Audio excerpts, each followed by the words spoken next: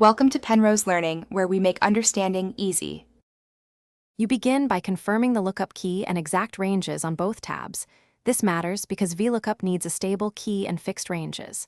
Once you locate the key column on tab A and tab B, write down the sheet names and cell ranges like sheet 1, A2, B100 and sheet 2, A2, C100. This saves time.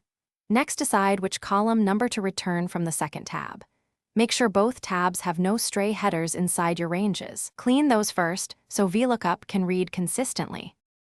Now type the formula directly, equals VLOOKUP, A2, sheet 2, $1, $2, $C, 103 false.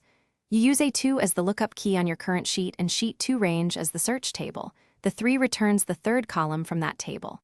Once typed, press Enter, then drag the fill handle down or double-click it to apply to all rows.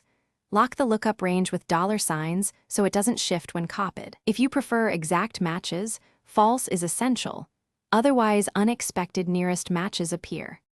Finish by verifying results. Scan for hash and slash of values which indicate missing keys or formatting mismatches.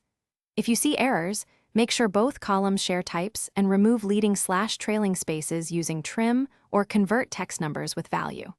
Once fixed, copy formulas as values if you need static results.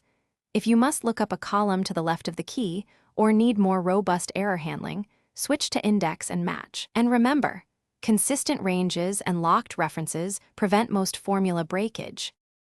Thanks for watching. If this was helpful, leave a like and consider subscribing. See you next time.